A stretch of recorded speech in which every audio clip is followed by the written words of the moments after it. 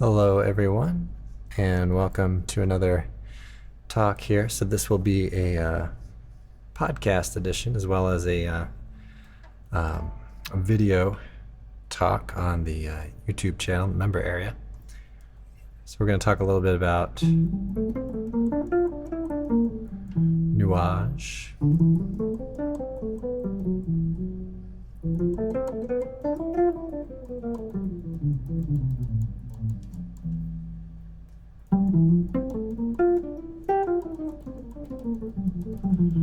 So we're going to talk a little bit about improvising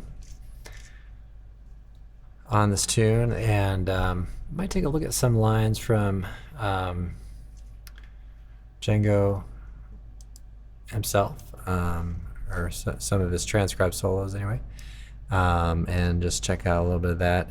And so start out by just kind of playing kind of slowly through it, and you can listen for some of the things that we talked about yesterday with the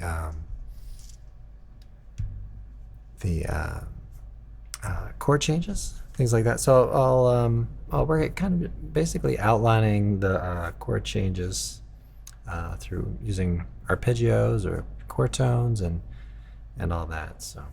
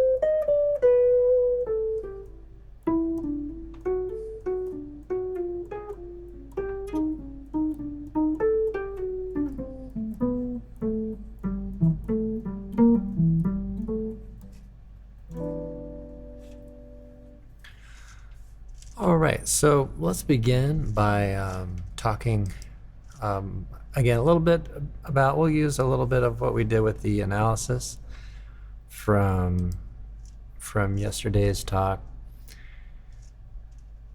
and think about some starting points for where you might what notes you might choose and all that as we go through it.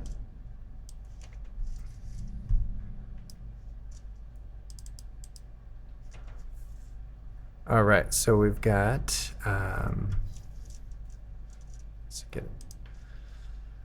let's this over here. Okay. So, one thing that you want to really know well is certain small short progressions like the 2-5. So we have a 2-5 in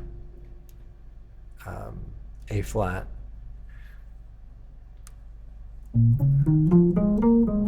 So there's a little movement that really kind of stands out between those two chords, and it's kind of this note of the B minor, minor 7, and then going into this note of the E flat 7. So if you can outline that,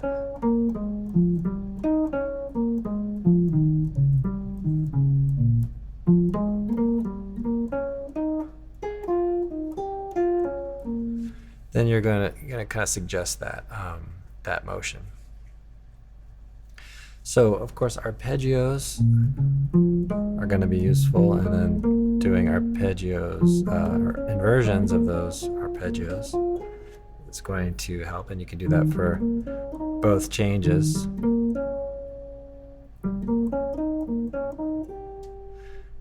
And that's one area too. And you can also generalize certain changes too. So you might say, well, I'm gonna kind of focus on the E flat dominant sound for the whole measure. So that's another option. So you're kind of whittling out a little bit of that detail that we talked about earlier. So you could think about B flat minor 6 maybe, that, or E flat dominant pentatonic. So those are just some things, just in general with the 2-5. So we have a 2-5 that's really not altered in any way. So the next 2-5, we have a flat 5 and a flat 9. So it's A minor 7 flat 5, and then we have the D7 flat 9. Okay, so there we do have a little bit more of an altered sort of sound.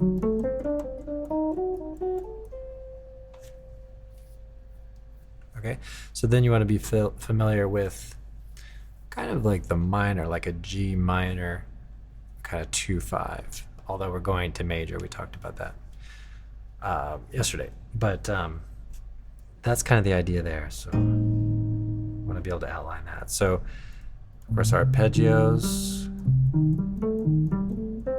just like we talked about a little bit before on the A minor 7, we still have the same tendency there relative to this chord progression, where this tone will want to go to this tone. So you have for that kind of progression. All right.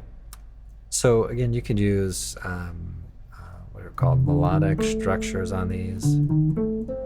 Just as before, a lot of techniques, triads and arpeggios and things. But one of the first things, though, is just to be aware of where the chord tones are.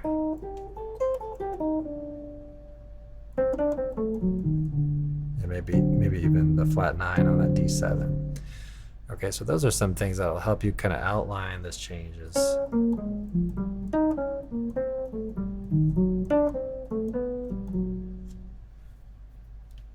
Okay. So when we go kind of through this, we're going to see those kinds of progressions quite a bit, and then we get into the 2-5-1 to the relative minor.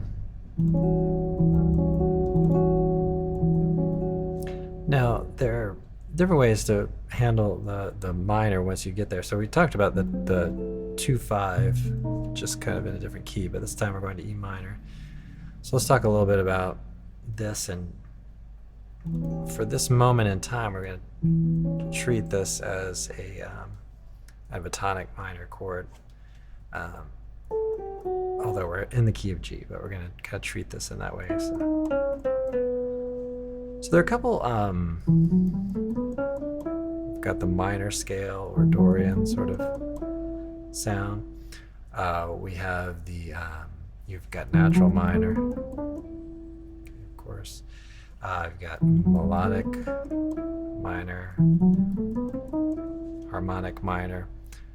So we have these kinds of different choices, and then of course you can add some chromaticism. So let's say you're thinking in terms of the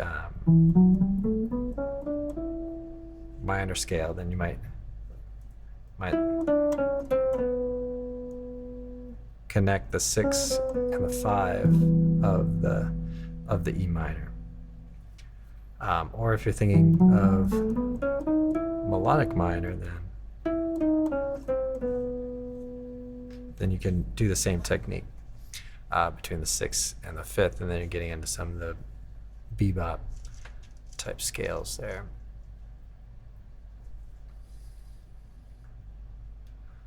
Now on the A7,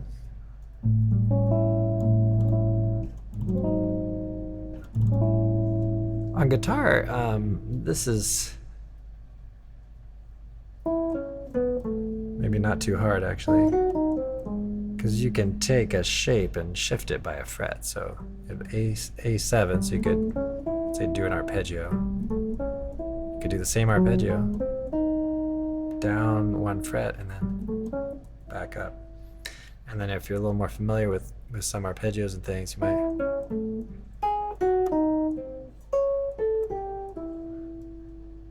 might make those changes in just different places just to change it up a little bit. Okay. So as far as the key signature goes, we've had a key of 1 sharp, and at this point we have got 2 sharps. Okay, just for these, for this A7. So we have kind of 5 of the 5 chord. Okay, so then that C sharp is going to go to the C natural when we get to the D7. So we can use that. So we can say, okay, so if we're trying to connect A7 to the D7, we know that tone is going to move over, and then also this tone. So we get kind of 2 tones moving versus what we looked at earlier with the 2-5. So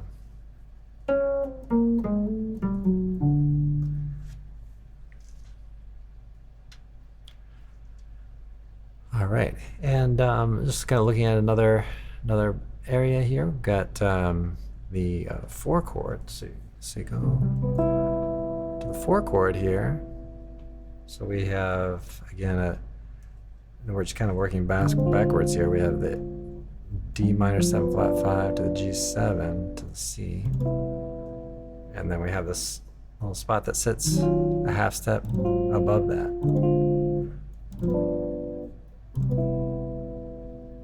Okay. So again, a 2, 5, 2, 5. Right. So we start with kind of a 2-5 in D flat, and then it never goes to D flat, but you just have the 2-5 part, and then you have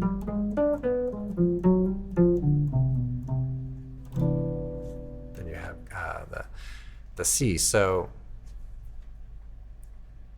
we talked a little bit about harmonic minor, and that can be really useful for the 2-5 portion of some of these spots where you have the minor 7 flat 5 and the like D minor 7 flat 5 and G7 flat 9. So if you were looking for kind of a group of notes that fits fairly well, then you might use the harmonic minor, C harmonic minor.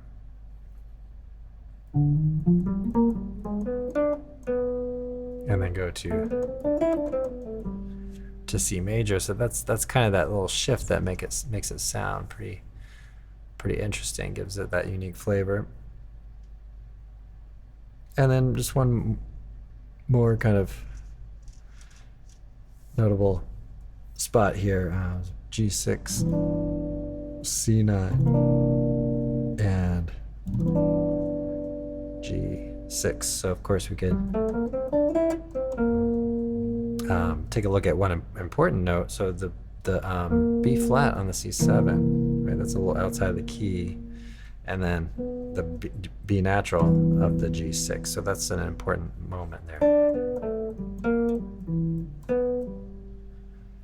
So you could really just kind of outline that and work at that. Another just kind of thing to mention there is if you're looking for a scale, let's say basically take a G major scale and just take the B and make it flat and leave everything else the same. And that's called the C Lydian dominant. Okay, so that kind of covers some of the moments there. Just check in with YouTube members. See if we have any specific questions or anything. Doesn't look like it. So, so let's take a moment to, let's see, I'll just mention in the on the video that this is the video version of this is available to YouTube members. So if you're checking this out on the podcast, head over to youtube.com/fretprints to join the member area, lessons and talks. So kind of casual talks here, and probably some more intense and involved talks from time to time. But I think the video version is definitely really helpful for folks. So let's take a look at, I was just checking this out only very briefly myself. Found some transcriptions, so I thought we'd check it out. So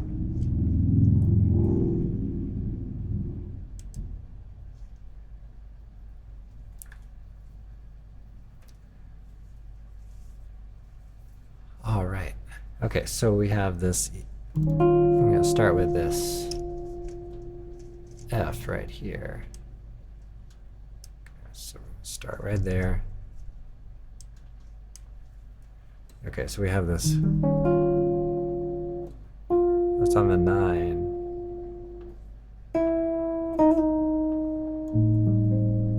Okay, so we hear that. Okay, so we're moving from that to A minor 7 flat 5. Okay, and then we've got. Okay, so this appears to be diminished, and this is a good thing for ear training and all that. Kind of a diminished 7 arpeggio, and but that's on D, so you get this nice D7 flat 9. Does it in 2 octaves.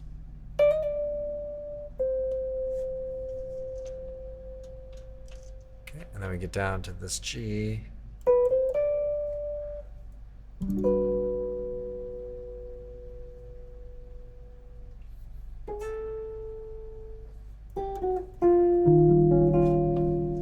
We get that 9 again. Okay. And this may be, you know,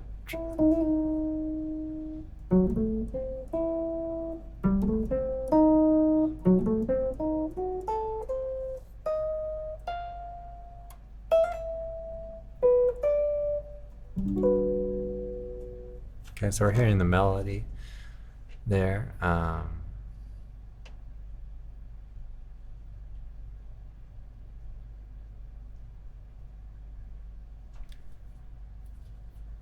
So let's see if we can check out some other moments here. Really goes way up the neck. At some of these spots. All right, so it's fine. Something that kind of illustrates a little bit of what we've been talking about here. So here's the interesting bit of a line here in the E minor. So we get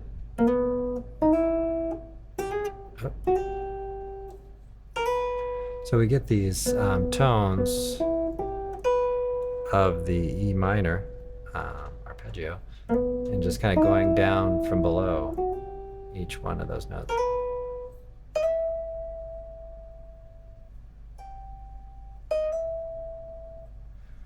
All right. E7. So D.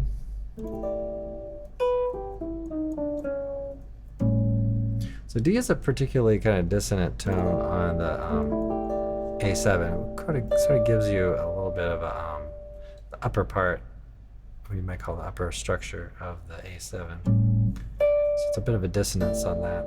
And then we get 9, and then we get closer into the notes of the arpeggio in the A7. And then we have this chromatic passing tone, and then landing on the third, and then goes up an octave there. So you can see the importance of playing chord tones on these passages here.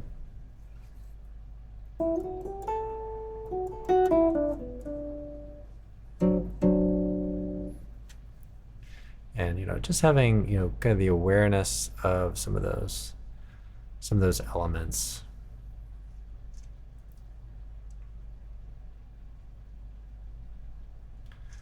So you can see this note tone here, E flat. It's going to resolve into the 5th of the G chord.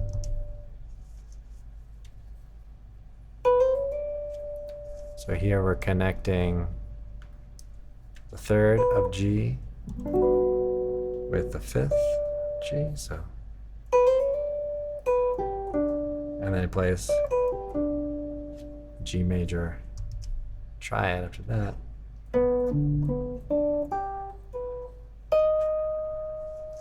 And this anticipates here our E flat chord that comes up here.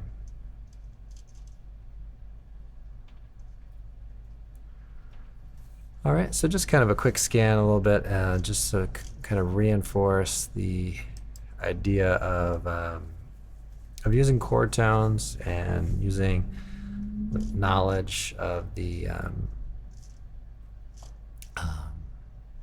keys, sort of the motions, the how things are moving from one thing to the next.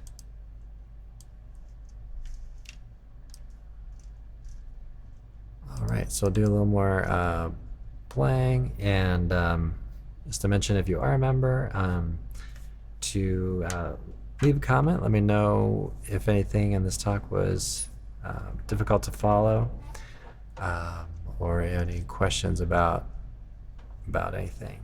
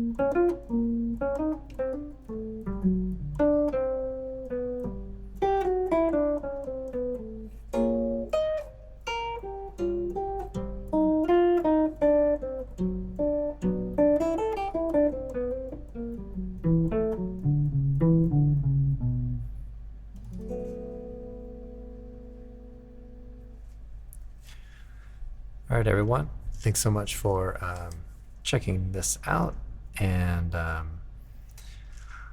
you all are having a good practice session. So again, if you're checking this out on the YouTube channel, thanks for being a member. And if you're checking this out on the podcast and are enjoying this, check out the video version on youtube.com/fretprints. That's in the member area, lessons and talks. All right, everyone, I'll see you all in the next one.